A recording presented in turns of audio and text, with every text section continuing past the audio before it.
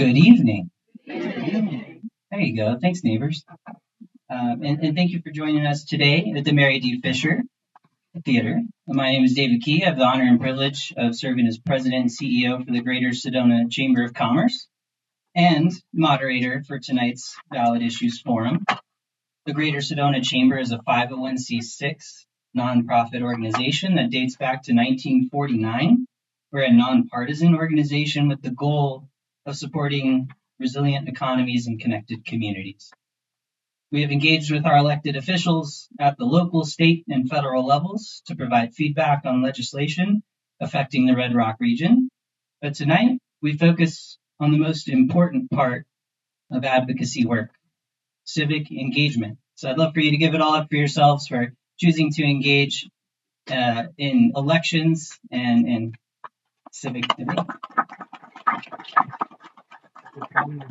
With that said, the forum is designed tonight to help the community members better understand the facts and potential impacts and perspectives surrounding each proposition ahead of the election.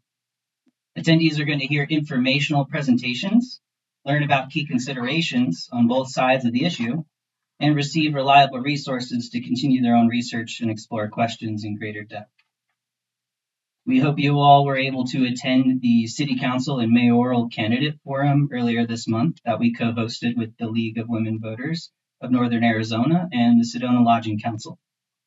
Tonight, we are again co-hosting with the Sedona Lodging Council. And with that, I would like to introduce Lonnie Lilly, Director of the Sedona Lodging Council Board of Directors.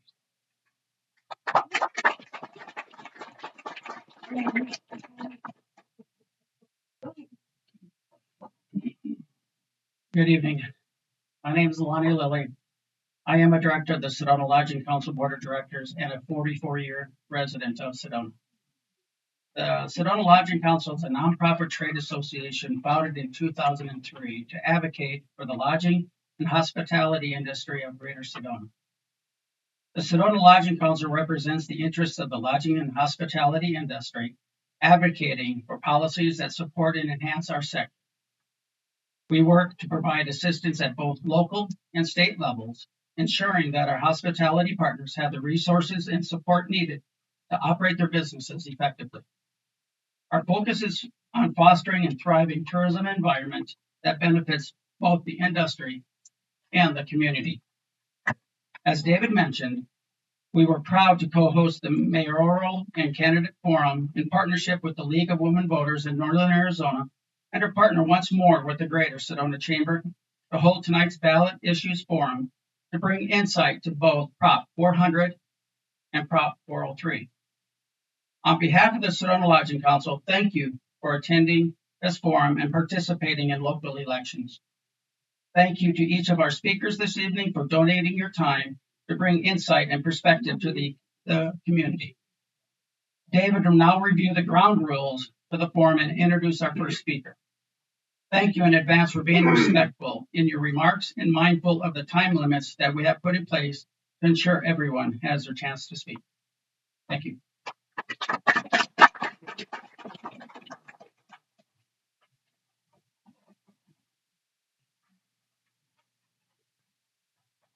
All right, so the ground rules are here for you. The first one I'll start with is turn off the cell phones. We always hear it, and sometimes we still forget. I know, I do it too. But I will start off by saying, we're going to start the forum with a section of education. In that presentation, I'm sorry. Yeah, okay. I'm going to go over a few things before the ground rules. This section of education is meant to be purely informational, and once that section is concluded, we will go to for and against arguments for each prop, flipping a coin to see who goes first. None of our speakers present today are being paid, and everyone is volunteering their time, as Lonnie mentioned. So I want to be clear that this is not a debate. Each speaker will have 5 minutes on the for and against side. And they have been encouraged to stay on the topic at hand. I know there's a lot of things that play into these issues, but we just, for the sake of tonight, want to try to stay as focused as we can so that everyone learns as much as they can. Speakers, you will receive a 60, 30, and 10-second warning that your time is about to expire. We don't want you to get caught off guard. We encourage you to finish your sentence. Kara is our time keeper. Say hi, Kara. So she'll be holding those cards. So, just briefly glancing over to make sure that you're good. Please know that if you go past your time in a dramatic fashion, the sound will be turned off, only out of fairness. I know we all have unending thoughts in our brains. I do. It doesn't seem to go off, but when the 3-minute timer goes off at City Council, I know that my brain has to go to sleep. So I will also say, just please refrain from clapping or making noise during someone's remarks. I know that you feel strongly, as I mentioned, and have a lot of thoughts and opinions and a lot to add, but we just want to let them stay focused because these folks have done a lot of preparation and you've organized your thoughts, and we want to help you all stay with that line of thinking. So as they maintain civility and respect for our audience, I would ask you to provide that same civility and respect towards them. So if anybody is deemed to be disruptive with repeated interruptions will not be tolerated. Offensive or threatening language will not be tolerated. If we witness those things, you will be asked to leave. We will start the forum tonight by learning about Prop 400, Home Rule. We're joined today by two of our city officials who are here in an informational capacity, and their role this evening is to provide factual background on Prop 400, not to speak for or against. Our city manager, Annette Spicard, has held the position since 2024. The city manager oversees the city's departments, operations, and budget. In that capacity, she can address the administrative and fiscal details of the measure under discussion. Our mayor, Holly Plug, presides over the city council and its role in setting city policy and direction. She can speak to the council's role in referring the measure to the ballot and what potential impacts would be if the prop passes or fails. Please welcome City Manager Annette Spicard and Mayor Holly Plug.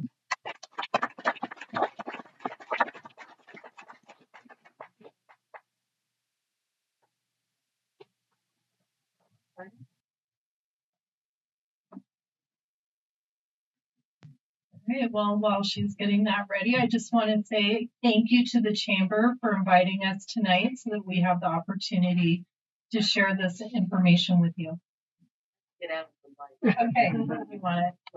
And one more.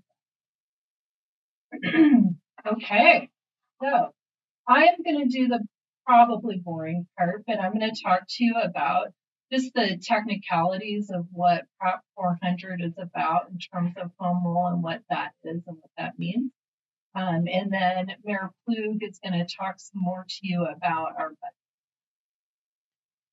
budget. So what is an expenditure limit? That's what we're here tonight to learn about in terms of Prop 400. Arizona's Constitution sets a number of limitations on how cities or how much cities can spend of their resources. And it provides a basic formula that was established by the state in 1980, and that's adjusted for inflation and population changes. It also provides the voters with two options that can override that basic state formula, and that's the home rule, which we're talking about tonight. And the other override is called a permanent base adjustment. Right now, 90% of Arizona cities use one of these two override options. As recent as 2024, it was about evenly split, 50-50 if the city used a permanent base or if they used home rule. But as of this year, there's slightly more cities using permanent base adjustment. And this is just another way of it. With home rule, which is what the city of Sedona has used since 1996. What that does is it, instead of basing our budget authority on that formula that's in the Constitution, the voters have given the city council the authority to adopt balanced budgets each year with the amount of resources that we have available. Under a permanent phase adjustment, that's where the voters say, instead of this number that was set in 1980, we want the number for our city to be something different. And then it's the inflation and population factors are multiplied against that, and it sets a new. So home rule allows the city council to adopt a balanced budget just based on what resources are available. Permanent base adjustment changes the formula that sets the ceiling on what a city can spend. I think that's pretty much what I just said. I have a bunch of time reading slides.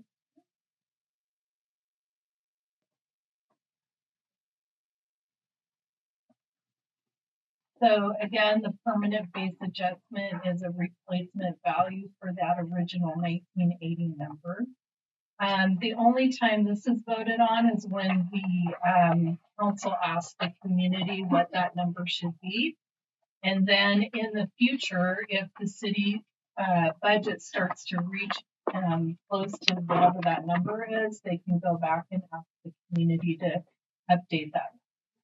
But it's not voted on every 4 years, which home rule is. So why do the cities even use either of these two options? Primarily, it's because that value that was set in 1980, as time goes on, it becomes more and more relevant to what cities are trying to accomplish for their services to the community. And that's why it's so common that the cities ask voters to approve one of these options. It is an expenditure limitation. It is not a revenue limitation. So cities have taxing authority. When you vote on home rule or permanent base adjustment, that does not impact the ability of the city to levy taxes or collect that revenue. It just affects how much of that revenue they can spend. And I believe you all know that the city of Sedona, does not levy a property tax. So our revenues are primarily derived from sales taxes. And if home rule passes or fails, we'll still collect the same amount of tax revenue that we have the authority to. So this is the formula from the Constitution that tells you how much our limit is under that base formula. So I'm not going to try to explain all the math to you, but basically, if the voters did not approve one of those alternative methods, the city of Sedona's limited or ability to spend money would be limited to the $31.6 million. So that's $15 million for the operations of the city, and then the other $16 million is related to debt service, grants, and any state taxes that are passed through to the city, such as gas taxes.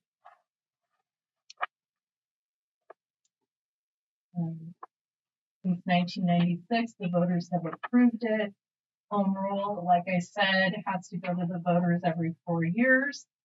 And as I mentioned at the beginning, it allows the council to adopt a balanced budget based on what resources we have. Right now, our home rule authority is good through June 30th of 2027. And the council just adopted the budget for that fiscal year on Tuesday this week. I'll repeat. The legal process for referring home rule to the voters to put it on the ballot required us to hold 2 public hearings ahead of time. We've done that. It's on the July 21st ballot. As you know, it's Proposition 400. We had to submit all of that paperwork to the state auditor general to make sure that what we were placing on the ballot met all of the state's requirements. And again, this authority is being asked for the fiscal year that starts July 1st of 2027. Okay, so what happens if home rule does not pass, the city council has some options about what they can ask the voters to do after that. They can ask the voters to approve a temporary override for 1 year, and that does require a vote. And if it's approved, then we can go ahead and exceed the formula limit for 1 year. That timing of that election is May of 27. And so because it's applying to July 1st, 2027 moving forward, that does create some uncertainty for planning purposes. And the override allows the completion of projects. About the override, how the council. Thank you. Thank you, Annette. Only the council can put the override on the ballot. The citizens, residents cannot. It's one number, voted up or down, no guarantee it will pass. And it is not something where you can choose which projects you want, which projects you don't want. One number council puts on the ballot. Because it would not be associated with a state election, the city would also have to pay for that ballot, which is about $40,000, would be borne by the city. So I just wanted to be clear because there have been some misinformation about exactly what an override is. And yes, you can do an override every single year. But if it fails, then you revert back to your 1980 number. Interestingly enough, I've been doing some research about 1996 and when it passed, but it actually failed in 1994. And in 1994, the budget was $21 million. It was a combination of the base, which was around 7 million, and then the excluded items, which was about 16 million. So it was 23 million, which is kind of interesting because that's 40 years ago. But what I found by doing some archival research is that the 1994, the city decided, because the state required it, to put in a wastewater treatment plant. And there was a huge fight among the residents for and against the wastewater treatment plant. And as a result, the home rule failed because it was believed that if home rule failed, then a wastewater treatment plant would not be able to be built. However, unlike what some people say, the kind of backward thing about moving forward with if home rule were to fail, is that you can bond these projects. So that's what the city did back then. They bonded, issued bonds for the wastewater treatment plant, and the project moved forward. In 1996, it was back on the ballot. There wasn't a single argument in favor or against. This passed. So it was interesting. I thought every election, there's something that people don't want and something that tears the community apart. Thank you, Mayor. Okay, moving on. So why did voters approve a home rule option? For many cities, the state's calculations, that formula that was set in 1980 does not consider that there are changes to city services, there are new utilities, there could be impacts from visitation, that are different than population growth, where there's demand on services that the city needs to respond to, or if the city creates new revenue sources, that basic formula does not take that into account. And so that's why over 90% of the cities in the state choose one of these override options in order to match their service delivery and financial reality to what they're trying to. Which is basically what I just said.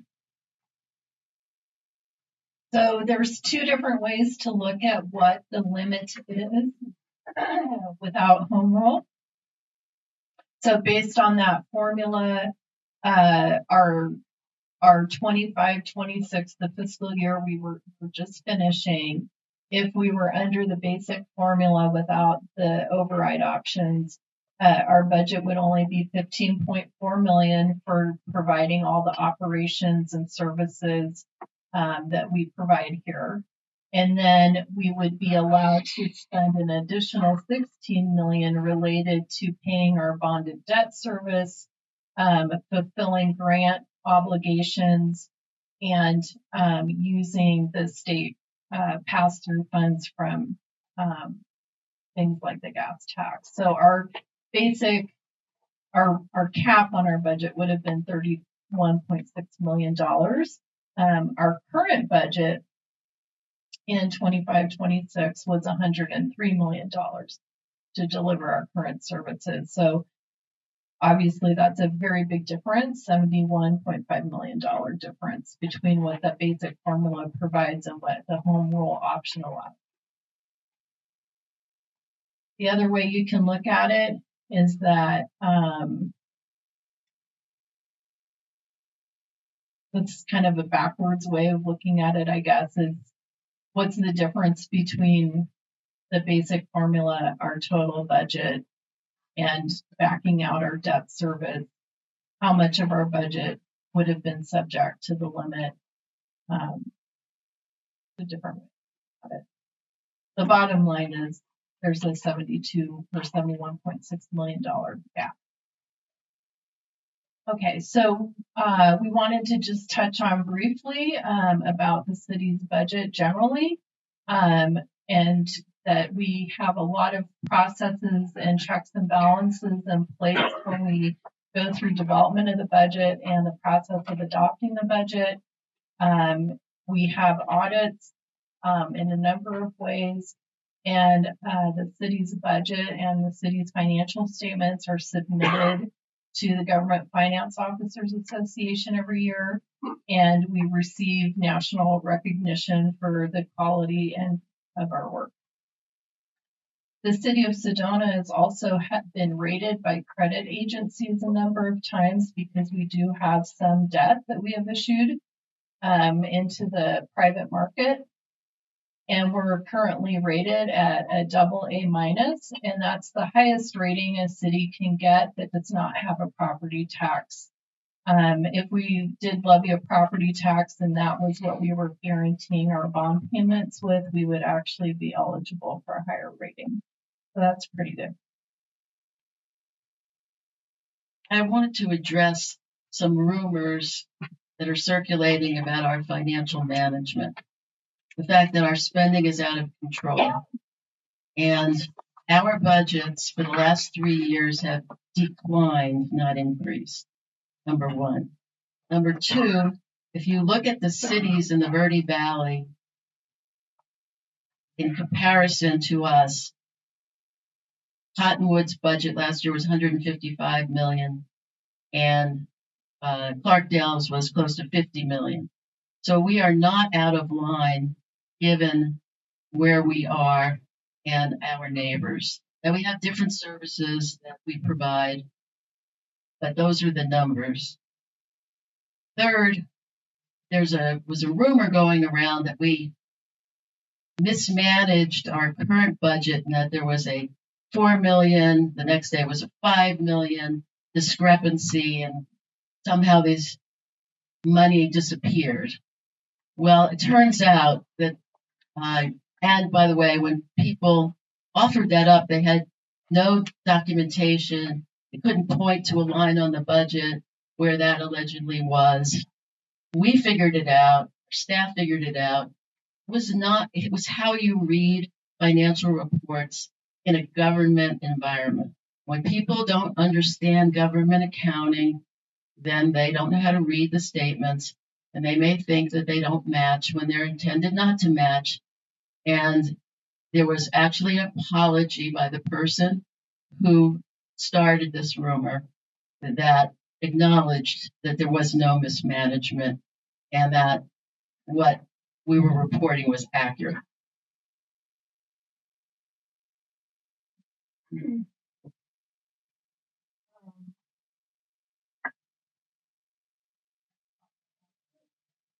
Okay. So one of the questions about what is the city required to provide and what are we doing as a policy choice versus what is required. So for the city, the state expects us to do building permits and building inspections and anything related to public health, safety, and welfare. So that is the 2.2 million is how much we spend right now to provide that service. We also provide for public streets, stormwater drainage, and maintenance of those items, and that's 9.7 million. And this is not new capital projects. This is just what it takes to maintain the existing public street system and drainage system. And then it costs us a little over $4 million a year to operate the 24/7 wastewater treatment plant and make sure that, you know, when you flush the toilet, everything works. And then public safety, we're required to provide public safety, and our police operations costs approximately so our total just for these functions is 25.5 million. And if you'll recall, the limit under the state formula without one of the alternative overrides is roughly 15 million.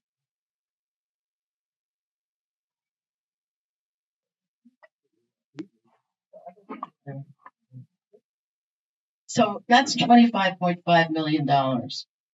And if we were under the limit, it would be 15.4 million. And I just want to say really quickly that we have a very demanding public.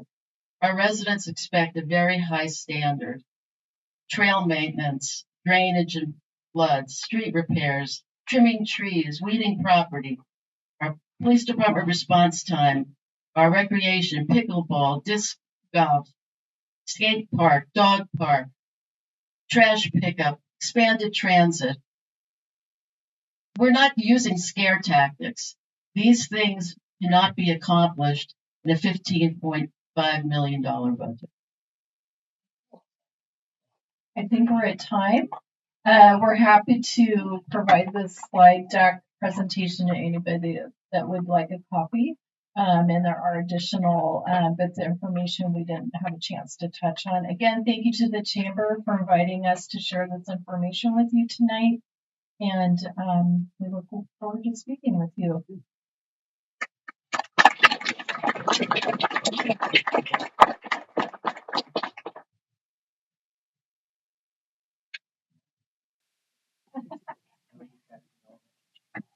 All right, budgeting, riveting stuff, but it is so important to be informed. So thank you both for walking us through that. And yes, we will be sure to make these documents available on our website. So I know it was a lot of information to digest, but it is also available on the city's website. So gentlemen, as we've discussed, we're going to flip a coin to see who will go first of the for and against arguments. So thank you both for being here. Mike, would you like to call it?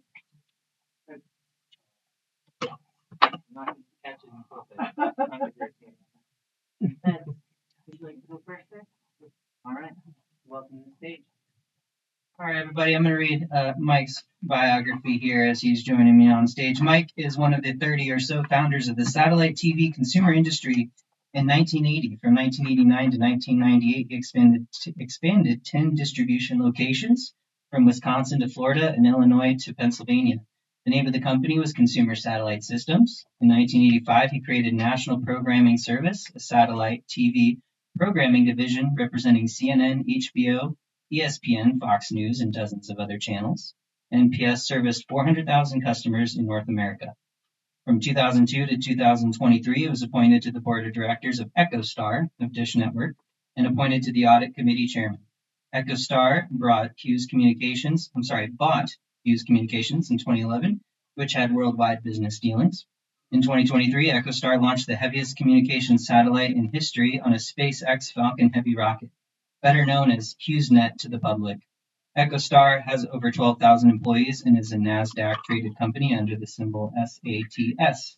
Mr. Schrader is also an active charity pilot, flying post-9/11 veterans for PTSD, medical, and family missions.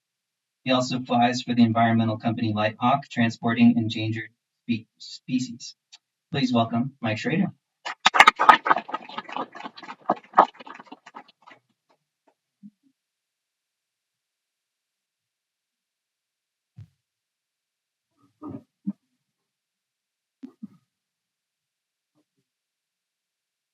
All right, thank you very much. I'll make this quick because it only gave me 5 minutes, so, which is good. My response to this is no home rule. We're looking for responsible government. There's been a lot of rumors that's been going around that if home rule passes or no home rule passes, the city loses money. And it was explained, no, they don't. They just can't spend it. The reality is there's a spending limit, and the shall items that is required by the states. Directed services plus extras with additional spending available with voter-approved council-requested overrides that remain. So the state has a series of things that's very limited. It's shall. They have to do that, and everything else is optional. We do a lot of optional things. There's no question about it. To give us a little balance here, at Sedona, we have 202 employees. 45 of them earn over $100,000 a year, and our mean family income here is $74,000. And just a single person is about $52,000. So I'm looking at, we compared 6 western communities: Snowflake, Winslow, Chino Valley, Delta, if you read Colorado, Socorro, New Mexico. All have tourists to some level. And by the way, Cottonwood has 5,000 more people than we do, so yeah, they're going to be a little more expensive. The population of these cities start at 6,700 to 14,000. We are about 7,400. The average employees for those cities is 138, not 202. The budget per resident is $3,555. Average budget, all cities, is $35 million. Sedona budget saw $103 million with a 6% population decline since 2000 is $10,600 per resident. Why is Sedona's budget $68 million higher? And since I was working on the road project in 179 back in 2000, we had 2 to 3 million tourists like we do today. So basically the same number. Why don't we cut our sales tax by 1% and the bed tax by 1%? People shop elsewhere. Resorts out of the city limits advertise a 3.5% savings. If you got a $50,000 wedding or a $100,000 wedding or a big event, they advertise they have 3.5%. That's a lot of money. Businesses in town lose money. Residents, you're paying 3.5%, probably on everything except for some food items. And every time that Amazon truck drops a package on your door, you're paying 3.5%. Why not 2.5%? We had a 5% or 0.5% sale or temporary sales tax, and the council made it permanent. Why do we need to collect all those dollars when we've got these kind of expenses going out the door? Your real estate taxes. You say, oh, you're not increasing it? Well, Sedona has pulled 107 parcels off the Yavapai and Coconino County tax rolls. That's 657 acres. No tax collected on city property. No property tax. They don't pay city property. Who makes up that difference? Because the assessor's got to get X number of dollars based on the request from the school district and fire department and so on. You make that up. So to say that this doesn't have any effect on your property taxes or somebody renting, because those are passed through, it's just not true. You make up the difference. The cultural park purchase done by a lame duck council cost $20 million that was taken off the tax rolls. And if you take a look at the total cost of that, it's going to be $23 million. Crazy over budgeted projects. Let's talk about Forest Road at a $14 million cost overrun. Projected parking garage, $11 million, now $26.4. An $840,000 culvert benefiting no citizens on Back of Beyond Road that absolutely wasn't necessary, unless you're trying to get tourists down to the Cathedral Rock, trailhead. Bus programs with little or no component of revenue lose millions of dollars a year. Sidewalks for hikers, yes, we have the example. Patchwork road programs, no traffic relief, no long-term thinking. If you vote no on home rule, nothing changes. The July 27 budget, you saw it, $31 million. And you have the opportunity for 2 overrides. So we passed in 2018, no home rule. We had permanent base adjustment on the November ballot.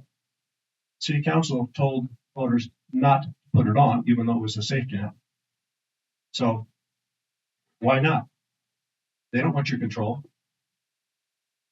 They need to ask you for an override and explain why they need money. Thank you. By the way, I've got this in detail to hand out afterwards.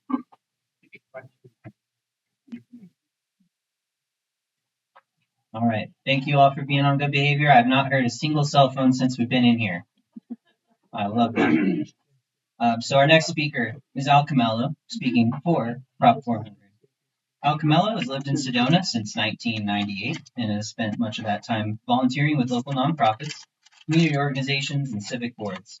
His services included leadership positions with the Sedona Community Center, the Sedona Oak Creek Fire District, the Sedona Historical Society, the Sedona Airport Supporters Association, and the Sedona Chamber of Commerce, where he currently serves on the board of directors. He has also helped to organize and support numerous community events, including over 10 years of the Sedona Airport Fun Day and Open House, the 2008 Sedona Community Fair, the 2007 Western Americana Day, and the 15-year run of the Sedona Wine Fest. For more than a decade, he has assisted with marketing efforts for the Meals on Wheels Arizona Tax Credit Program. His involvement reflects a long-standing commitment to helping make Sedona a better place to live, work, and visit. He is single and lives in West Sedona. Please welcome Al Camello.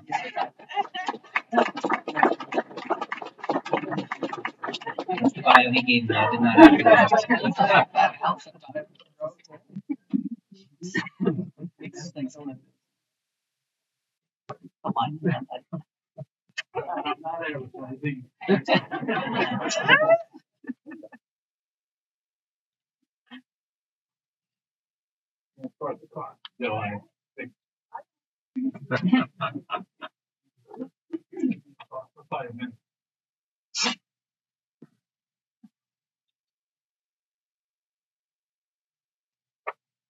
Well, good evening. I wish we didn't have to vote on home rule every 4 years. In fact, I think this should be the last home rule vote that we have to do in Sedona.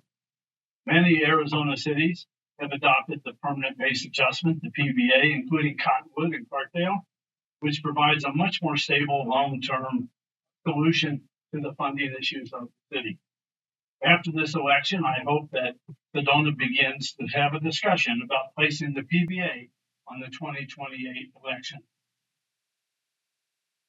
But that is the future. Today's vote is about protecting Sedona now.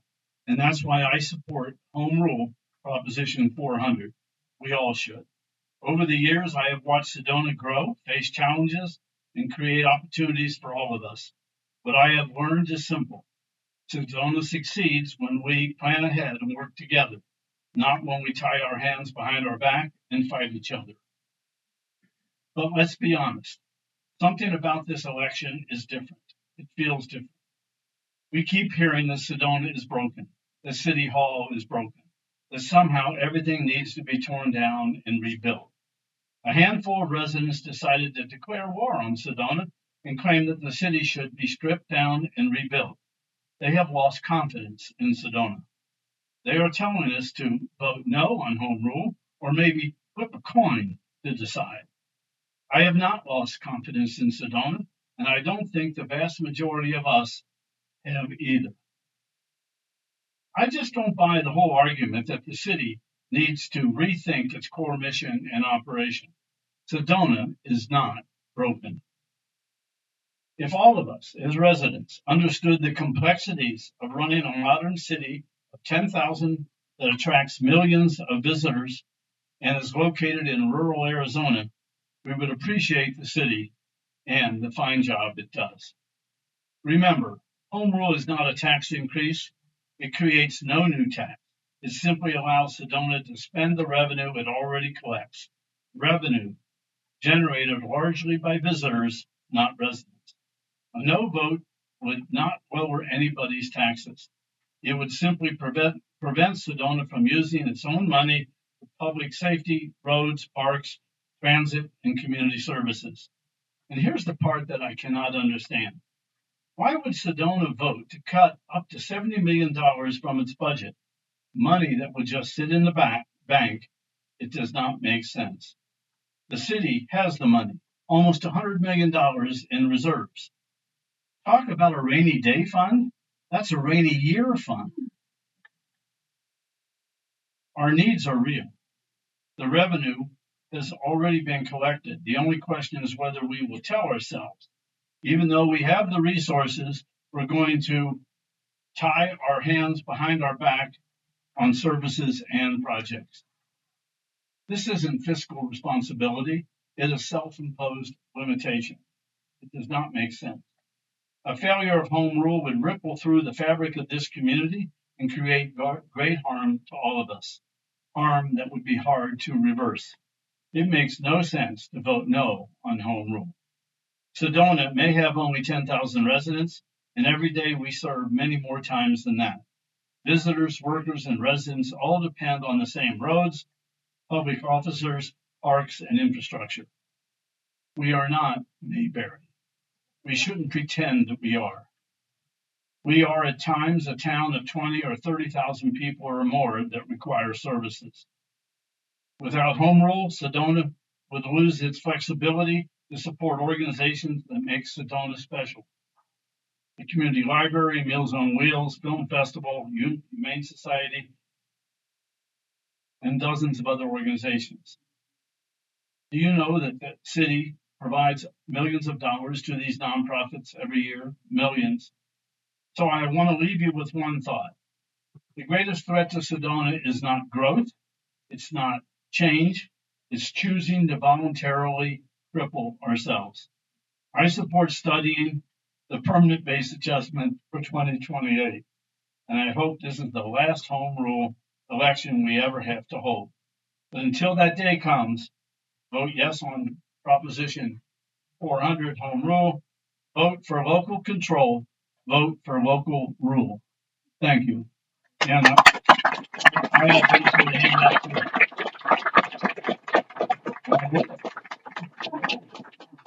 I had 2 seconds.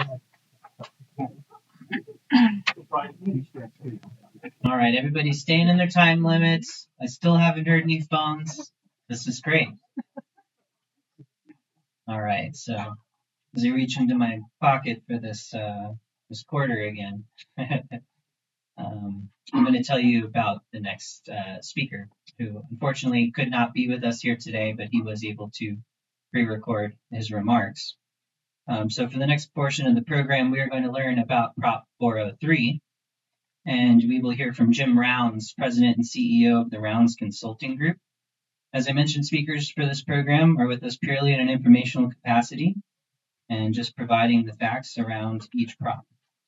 Jim Rounds is the President and CEO of Rounds Consulting Group. The firm specializes in blending economic principles with a number of other fields of study to provide unique and efficient observations and recommendations. The firm is currently considered by many to be the top economics and public policy advisors in Arizona. While RCG provides enhanced analyses to both public and private sector entities throughout Arizona, the company has also provided analyses in a number of other states across the country. Unique expertise of Mr. Rounds and RCG staff has been utilized to assist with the development of new public policy at the state and local levels of government, including the design of multiple tax law changes, the creation of new economic development programs, and the management of regulatory reform.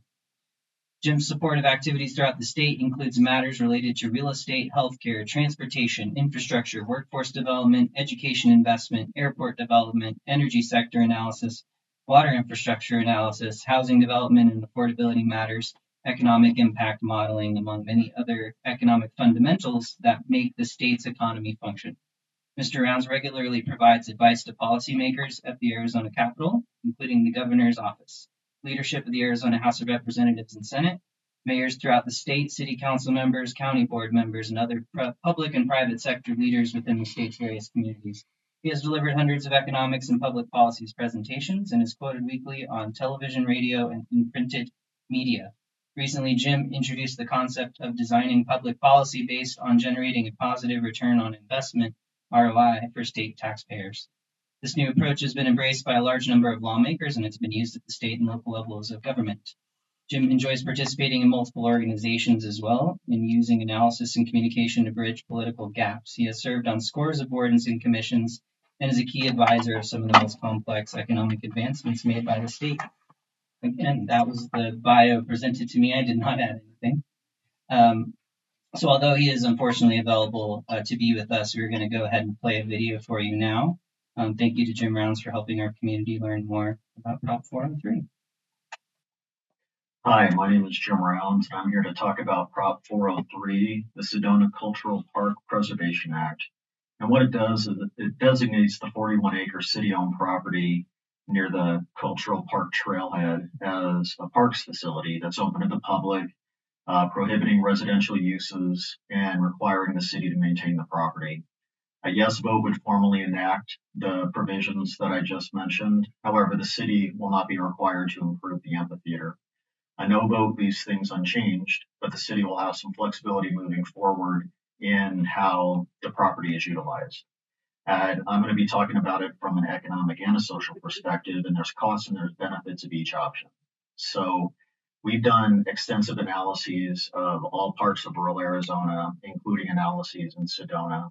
And there appear to be some tourism-related impacts and some affordability-related impacts that individuals should consider. So on the tourism side, there could be some positive impacts because there would be an additional city amenity which could enhance tourism, but only at the margin. Keep in mind that the tourism impact on the city is quite large, and so any individual project won't have a significant impact on it, but it would further the community's base sector, which is what brings money into the region and creates the revenue for building roads and other infrastructure for area residents. Now, arguments have been made related to preserving the area also due to its cultural significance, and so that's something for people to consider. Related to other issues, other options for the property, a no vote would maintain things the way they are. Now, related to some of the concerns of a yes vote, there should be some concern about affordability within the community. Housing affordability is something that we've analyzed extensively across the state and also in Sedona, and simply fixing the short-term rental issue is not going to make the area affordable. So eliminating another opportunity for housing will have, again, a marginal impact on housing affordability. And so that's something to also consider.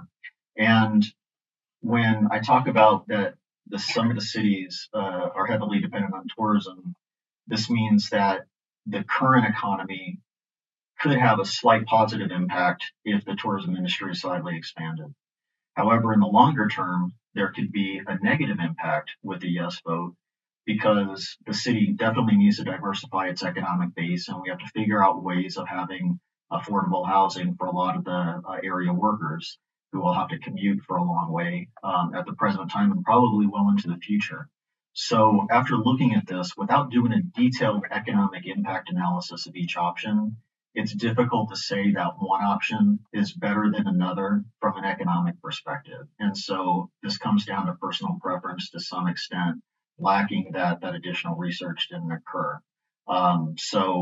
Again, A yes vote would require the city to essentially maintain the property and would eliminate housing opportunities and other development opportunities. A no vote would return things to where they currently are, and it allows for flexibility moving forward.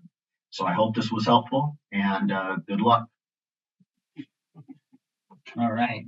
So, being in this theater, we just got the best video and sound quality we could have gotten from a recorded speaker. So, appreciate you all understanding that he was not able to be here today. He does live in the metro area. So, we're going to flip another coin. Let's see, Jim, would you like to call it?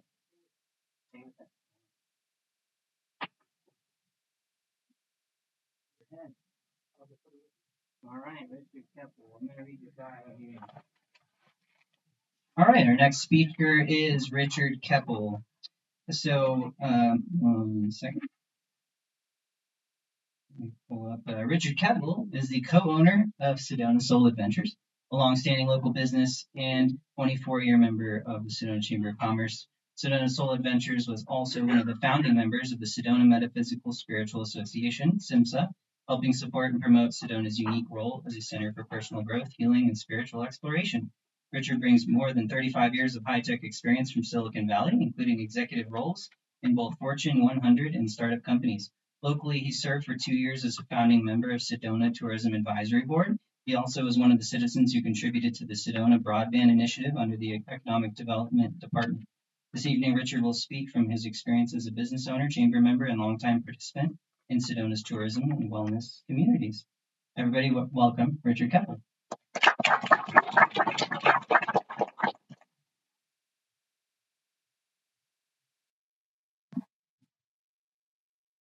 Thank you very much to the Chamber of Commerce. Thank you, David, and the team for here. Thank you all for coming tonight. My name is Richard Keppel, and I'm here to encourage you to vote no on Proposition 403. The reasons are pretty simple. I mean, obviously, Jim gave some pluses and minuses and really made it up to us, right? In terms of our discussions today and going forward. My personal experience coming to Sedona around 9 years ago from Silicon Valley was coming to a community, small community in northern Arizona, beautiful, idyllic place, sort of a vibrant community of young people going off doing different things, having parties and such. And over the last 9 years, it's just changed quite a lot. I think we would all agree. What we've seen with the onset of Senate Bill 1350, which the state of Arizona passed in 2016, allowed for basically the unbridled penetration of short-term rentals into our community. As a result, it took basically the low end and middle market of our housing stock, which were primarily what? The hourly and professional workers that, in fact, work in my company, Sedona Solar. So I've seen over the last 9 years, and frankly, working at Sedona Solar, day in and day out, as I've had my employees literally pitched to the street out of their rental homes to be converted into a short-term rental over and over and over. My employees work all around the country now. Some actually come in, commute from Cottonwood, from Clarkdale, from Prescott. And those commutes are very, very taxing. I know a lot of people think, oh gosh, I commuted when I was a youngster. Who cares? Well, last week I was taking my dogs down to PetSmart. For a groom, they said, I'm sorry, Mr. Keppel, we can't accept your dogs today. Our groom who lives in Flagstaff couldn't make it because her car broke down. I'm sure if she lived actually in Sedona, she would find some transportation here. But because of that, I had an interruption in service because the employees who worked here did not live here. So simply put, 403 will restrict employees that work for me in other businesses here in Sedona to be able to do their work, which means it's interruptions to me, increased salaries I have to pay to induce them for 30, 40, 50-minute commutes, and have the interruption possibilities as I explained in the smart example. So for me, the issue really is long-term. Short-term rentals are not going away. 10 years from now, when that park could be starting to have housing established, 10 years from now, we'll have more than the 20 to 25% short-term rentals of today. How much more, we can all debate, but it's certainly not going to be less. How many less people are age 20 if they're 49? People who are going to be doing those professional jobs, they can't live here. You're not going to commute here. They'll find jobs elsewhere. So what leaves us then in Sedona if we decide to limit housing as an option at the cultural park? It'll leave us with short-term rentals and retirees.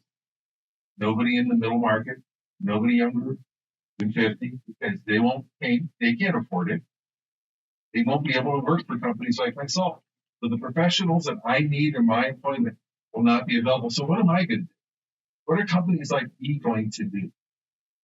You have any ideas? Yeah, not too pretty, is it?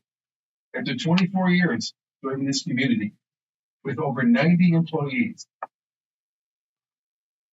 to be able to say that I can't find employees to run my business, or even worse, when it comes to succession planning, those of us who get a little bit older in age would love to find some young people who take over the business and run it for us.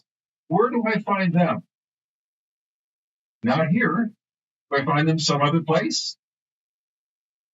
Will they come here, and how would they live? How would they find a place? Until we open up housing as an option, and really do the middle market piece, which I think the Dallas housing study showed us a couple months ago. I think that's our option here. So I encourage you to vote no on 403. Give us the opportunity to be able to restock our community for people to do the professional work that we need to help our local businesses provide the services. And by the way, this is not a tourism. This is not tourism. So in some sense, it's an economic development plea as well. So again, vote no on 403, and thank you very much.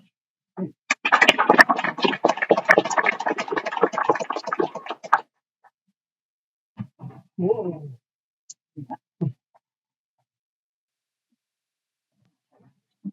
All our positive progress would have been lost if I tripped. Fortunately, still on my feet. And thank you again for being here and joining us again tonight. I have one final speaker to introduce, Jim Murphy, advocating for Prop 403. Jim, if you'd like to join me, I'll read your bio on your way up. After 35 years, oh, yep, we can clap for him. Thank you, Robert. After 35 years of executive leadership in the food and beverage industry, he moved into residential building industry 9 years ago, culminating with the construction of his home here in Sedona. He was involved with the Save Sedona Committee to secure signatures to get Prop 403 on the ballot, and is a passionate mountain biker who uses the trails at the Culture Park 2 to 3 times each week. Once again, welcome Jim Murphy. We're going to full bio, but we'll get you out of here 10 minutes early. Good evening, neighbors, and thank you, Chamber and the Lodging Council, for putting this on tonight. I'm here to ask for your vote on Proposition 403 as a yes. Similar to the vote that passed in 1996 to establish the cultural park. At its core, Prop 403 is about preserving one of Sedona's last significant open spaces. The property in question encompasses 41 acres in the cultural park. Prop 403 preserves the existing zoning protections for recreation, cultural activities, and the arts. It prevents residential development from being placed on this unique site while preserving future options for community-oriented services. Let's address one misconception up front.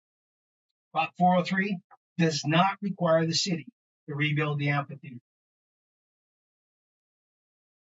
It does not require the city either to spend taxpayer money aside from maintaining this park as it does any other city property. It also does not require the city to operate any facility within the park. It simply preserves the option for cultural, recreation, and artistic uses in the future, including a rec center on site if the city chooses to do so. The reason we are voting on this issue today is because the residents demanded a voice. More than 1,400 Sedona residents signed petitions to place Prop 403 on the ballot. In the city where local elections often attract only a few thousand voters, that level of participation demonstrates that many residents believe this land has special consideration. Supporters of 403 often portrayed as being opposed to housing. I can't speak for everyone, I'll speak for myself, as I just built my home here 3 years ago. but I have spent the last 9 years in construction and working on residential developments ranging from 300 units to over 4,000 units. I understand the importance of housing. What I do also understand is the realities of construction costs. So let me share those with you. The cultural park is not an easy site to build. It requires significant infrastructure, extensive grading, construction in difficult terrain, and those realities considerably increase costs and ultimately affect affordability, almost certainly removing the affordable from affordable housing. The recent construction of villas on Shelby finished at $850,000 per unit, without any of the challenges you'll have at this cultural park. So one should realistically expect similar residential units in this location to cost north of $1 million. Stop for a minute to calculate the subsidies required to make affordable housing or workforce housing in this area. Now, across the Verde Valley, additional housing opportunities continue to emerge just 12 miles away. Cottonwood has approved a development plan for approximately 2,050 residential units right on 89A. Meanwhile, our own city owns more than 200 acres, a mere 4.5 miles away at the Dells. This space could not only accommodate Sedona's current needs of housing, but the needs of housing for many decades. The question before voters is not whether we need housing.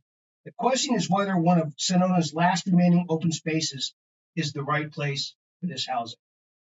Strong supporters for this initiative certainly have the attention of our city council, who decided to invest tens of thousands of dollars on consultants, renderings, and numerous meetings to sell us, the voters. But the voters rejected this, as we saw in the recent survey. When voters spoke even louder, the city filed a lawsuit against their own residents in order to suppress our opposition to the plan. And the courts sided with citizens of Sedona. Here's what the ruling stated. This initiative does not change any property from one zone to another, impose any regulation not previously imposed, or modify any previous modifications. Once development occurs on these 41 acres, there is no second chance. The open space, views, and natural character that define this spectacular footprint in Sedona are gone forever. A yes vote on Prop 403 preserves options for recreation, culture, and the arts, and protects one of the last major undeveloped properties in our city. Most importantly, it ensures for future generations that same experience that you had when you came to Sedona. Once this land is developed, we can't get it back. I want to thank the Save Sedona Committee, who worked hard to get this on Proposition 403 on the ballot. On their behalf, I respectfully ask for your yes vote on Prop 403. And by the way, it is on the back page of your ballot. Thank you for your time tonight.